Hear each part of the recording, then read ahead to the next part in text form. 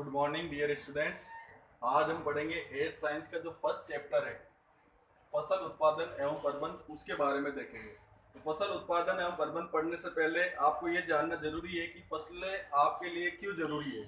क्योंकि पादप होते हैं, यानी जो फसलें होती हैं, उन्हीं से अपना क्या होता है, भोजन प्राप्त होता है।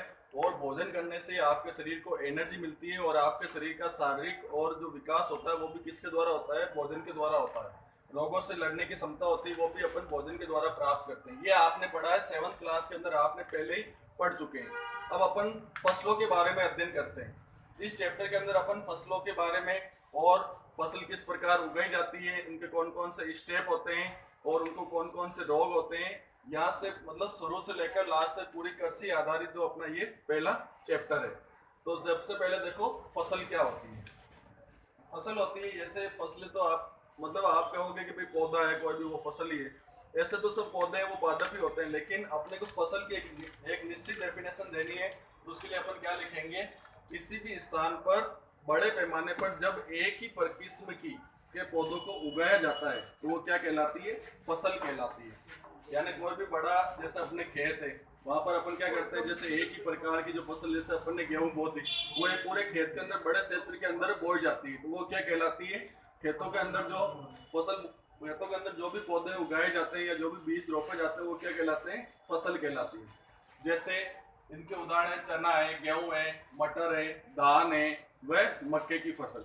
तो सबसे पहले देखो धान क्या होता है। धान इसके अंदर क्या है, आप चावल को कहोगे। अब जो फसलें होती है उनको अलग अलग ऋतुओं में उगाया जाता है। तो और इनके ऋतुओं के हिसाब से फसलों को दो भागों में बांटा गया है। सबसे पहले है आपकी खरीफ की फसल और दूसरी होती है रबी की फसल। तो खरीफ की फसल के बारे में अपन सबसे पहले पढ़ेंगे। तो ये जो खरीफ की फसल होती है ये मुख्य रूप से कब बोई जाती है, वर्षा ऋतु के अंदर ही बोई जाती है। जैसे कि अभी का जो समय चल रहा है वो कौन सा समय है, वर्षा ऋतु का समय है। तो इस समय जो फसल होती है वो खरीफ की फसल बोते हैं। और इसका जो मौसम होता है वो भारत के अंदर महीनों के हिसाब से क्या होता है, जून से सितंबर तक का होता है। और इनको वर्षा ऋतु में अपन क्यों बोते हैं, दूसरी ऋतु में क्यों नहीं बोते हैं, क्योंकि जो ऐसी फसलें होती है, यानी खरीफ की जो फसल होती है, उनको अधिक तापमान व जल की आवश्यकता होती है, जिसके कारण इनको हमेशा वर्षा ऋतु के अंदर ही बोया जाता है। तो इसकी डेफिनेशन अच्छे से याद रखना। खरीफ की फसल होती है जो वर्षा ऋतु में बोते हैं, इनको अधिक तापमान में वर्षा की आवश्यकता होती है या जल की आवश्यकता होती है। और इनके जो कौन कौन से उदाहरण है देखो, ये अच्छे से आपको याद कर लेने हैं। धान है, मक्का है, सोयाबीन है, कपास है, ये मुख्य रूप से खरीफ की फसलें हैं जो कि वर्षा ऋतु के अंदर अपन बोएंगे। इसके अलावा दूसरी होती है, दूसरा जो फसल का प्रकार है वो है रबी की फसल। जो रबी की फसल होती है वो क्या करते हैं, मुख्य रूप से अपन शीत ऋतु के अंदर या जाड़े की ऋतु के अंदर ही बोते हैं। शीत ऋतु यानी जो सर्द ऋतु होती है उसके अंदर बोते हैं। और इनको सर्दी में ही बोया जाता है, क्योंकि जो ये फसलें होती है इनको कम तापमान में कम नमी की आवश्यकता होती है, यानी कम नमी यानी इनको जल की आवश्यकता कम होती है। और जो भारत में इस ऋतु के जो महीने होते हैं उस हिसाब से इनको मुख्य रूप से अक्टूबर से जनवरी तक ही बोया जाता है और उस समय रबी की फसल तैयार की जाती है।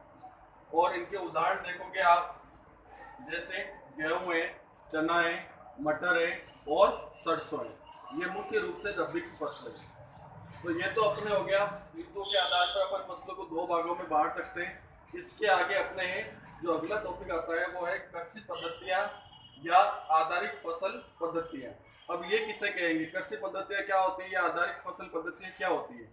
तो इसके अंदर आप समझो, जो फसल है उसको उगाने से लेकर तैयार करने और जो भंडारण तक किए जाने वाले कार्यों को सम्मिलित रूप से क्या कहा जाता है, फसल पद्धतियां कहा जाता है। यानी कोई भी, जैसे अपन मार्केट से बीज लेकर आएंगे, उनको खेतों के अंदर लेके जाएंगे और जब फसल तैयार होगी तो उसको अपन काटेंगे और काटने के बाद अपन उसका क्या करेंगे, गोदामों के अंदर या अपन भंडार गृह होते हैं वहां पर अपन इनका क्या करेंगे, भंडारण करेंगे।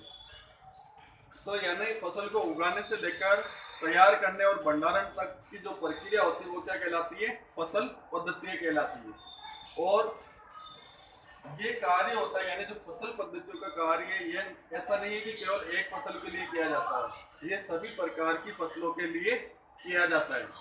तो इसलिए अपन ये कार्य जो सभी प्रकार की फसलों के लिए किया जाता है, इन्हीं को अपन क्या कहते हैं, आधारित कृषि पद्धतियां या फिर आधारित फसल पद्धतियां कहते हैं।